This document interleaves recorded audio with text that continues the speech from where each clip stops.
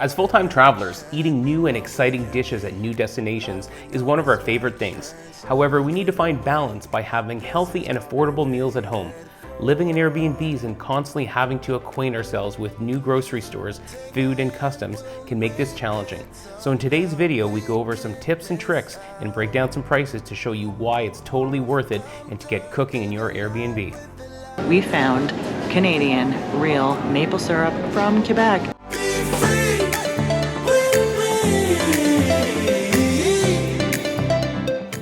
Okay, hi folks. So today we thought that we would bring you some of our tips of cooking and cooking inside. It saves us money when we're on the road, and we also want to cover some of just the challenges, but also how it is such a benefit to be able to cook inside. We've had lots of questions about, how do we shop, how do we find food, and what do we cook, and things like buying those extra sauces, spices, oils, salt and pepper, and don't you find it's a waste and throwing things out? And we've definitely heard other people make comments that they find it difficult when they are traveling to eat healthy because of this. And sometimes it's just the challenge that the Airbnb isn't maybe well equipped.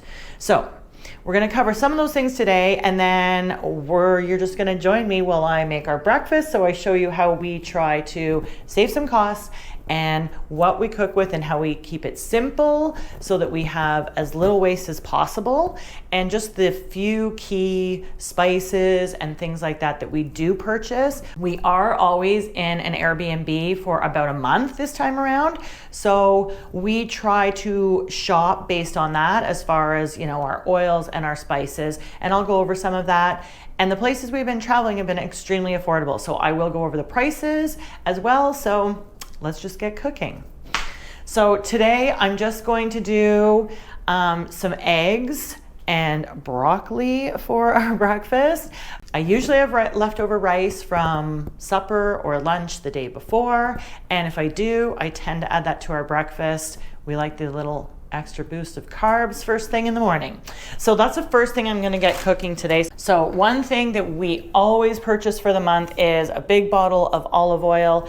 I tend to get the one that is for salad dressing because we do use it for salads as well, and then I just double it and use for cooking as well. So that's what we're doing. Now this here, I will put the price down. I want to say it was around $10 for this 1 liter bottle. So things like onions, everything here is so cheap, but we found a great local supermarket and all of their produce is extremely affordable. Like for example, we did get these 2 heads of broccoli. There was a second one in here. This was 5 ringgit 78. So that is about not even $3 Canadian. It's 2 something, not even $2 Canadian for 2 beautiful big heads of broccoli. So yes, extremely affordable. And another note, and we are going to cover this maybe in another video just about how we do maybe outfit our Airbnb to make it more comfortable for us, but I will just tell you, we did purchase this pan.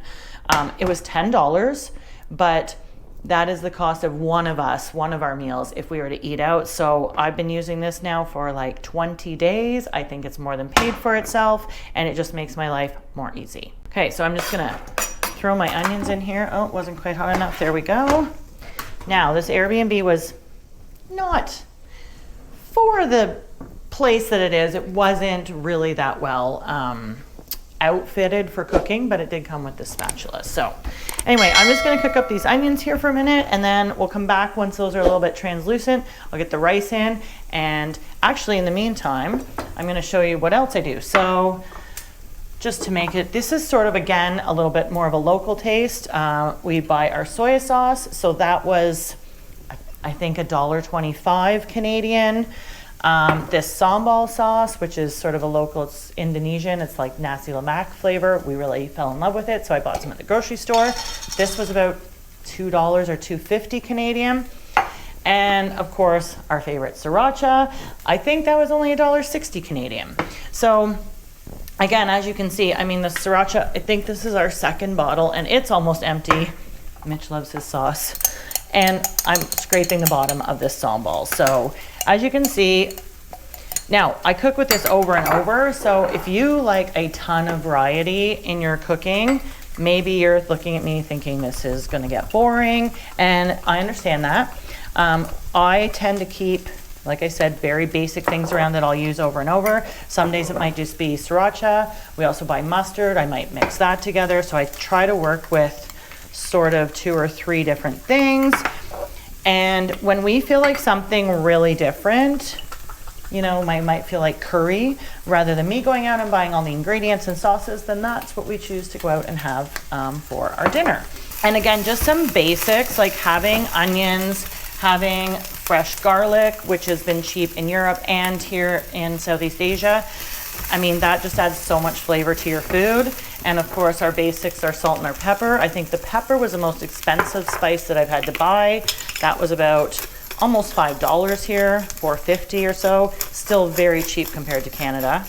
This is also really good practice because whether you are new here or not, our plan is to return. Well, it's not our plan, it's what we're doing.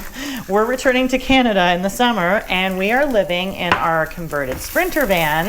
Of course, we will have some very limited space in that. So with that, this practice is also good. I don't want to have a million different sauces, things in the pantry that only get half used. So I really try to stick with basic garlics and gingers and paprikas, those sorts of little spices, obviously salt and pepper and olive oil, and try to make everything work with that. And once in a while, maybe buy a special sauce and then cook different recipes with that when I have it.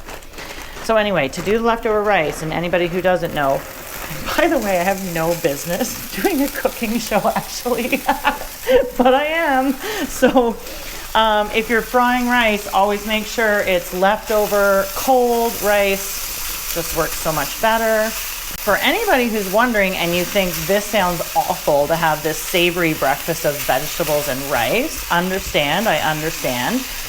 You can do other things here. We do have a big tub of yogurt, Greek style yogurt. I think we only paid about $6 for that puppy. We tend to like it almost more as a snack sometimes and put some little berries in that. So that big tub, $6 for Greek yogurt. Well, the berries are not as big as they once were, but a 500-gram bag of frozen blackberries, I think that was around $7. So, but again, berries aren't cheap at home either. So yeah, we do have those little things to mix it up. There is, of course, breads and cereals and everything available in the stores here. So the way we buy eggs, I think this is only strange for North Americans. For Canadians and Americans, we're used to finding our eggs in the refrigerated section. In Europe and Southeast Asian, it seems like maybe everywhere else in the world except North America, your eggs are found on the shelf, not refrigerated. But that means they still have their protective membrane because they haven't been cleaned. And I'm sure lots of people know this because maybe they buy market eggs or they have chickens. They don't need to be refrigerated as long as they aren't cleaned. So I clean all the eggs right before I cook them, and they're delicious.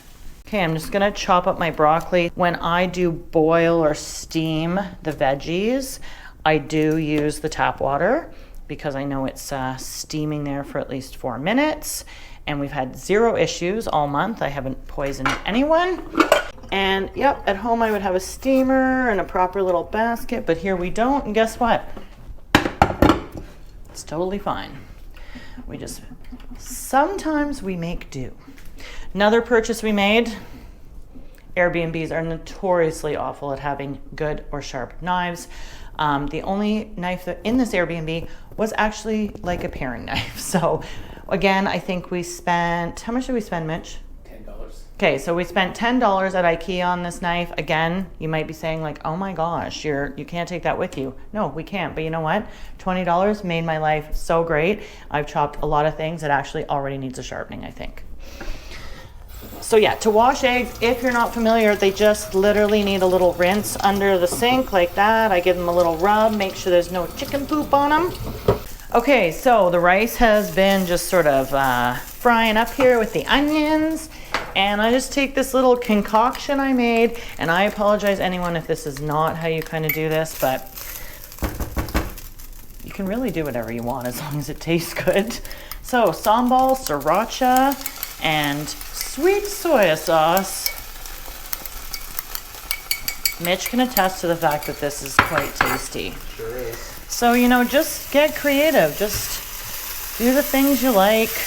If anyone's been to Indonesia, I remember this was one of my favorite breakfasts actually, and they do like this, like over easy egg on top of this lovely, yummy, spicy kind of brown rice. I think it was called nasi goreng. And oh my gosh, having the gooey bit of the egg drizzling over the rice is just spectacular. And about 50% of the time, I get the gooey yolk. And the other 50%, they're a little more set. So I've just got my broccoli steaming here. That's all I do. We like to try to get veggies in first thing in the morning, because if you end up going and eating out, that's one thing. Like even in Vietnam, it was awesome eating out all the time and super cheap and very healthy. Like it wasn't unhealthy. However, you just never seem to get the amount of vegetables that you should, like a nice big cup full of vegetables. So that's one great thing about cooking at home. Like, yes, I just put some gooey sauces in. You know, I could have just had plain rice, could have left the rice out. However, we're actually eating late. This is more like brunch, so we're having the rice today. Plus, it just makes it more fun for cooking with Jan. So I just turn that down. We're gonna just set that. So we're just gonna get the eggs in there. I've pre-cracked them because it's just easier, so they're all cooking around the same time. And yeah, I'm sure there's probably chefs out there who would think that's a terrible idea, but works for me. So this entire flat of eggs with 30 eggs in it cost 12 ringgit 30. So that's about $3. So again, super affordable. Okay, there goes my timer for the broccoli. Oh, and I have to get these. Wait, I'm getting these off first. Sorry, Brox. Okay, I'm hoping, except I talked too long. Oh, I probably overcooked these again. I'm so sorry. Okay, I'm gonna give those to you actually.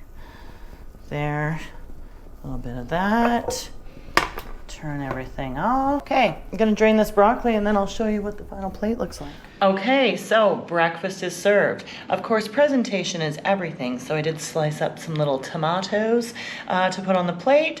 The eggs are definitely gelled by now because we've taken too long, and I probably left them in the pan maybe a second longer than I should have, but anyway, I continue to challenge myself with that. I will put the cost below, but this is a very affordable breakfast. Very much. And very delicious, very savory. It's one of my favorite.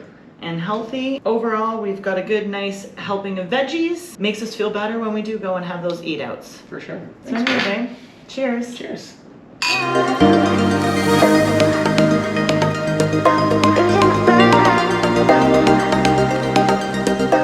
That was absolutely delicious. And if you like this video, please do give it a thumbs up. Let us know in the comments if you like this kind of content or find it helpful or interesting. And hopefully we see you in the next one.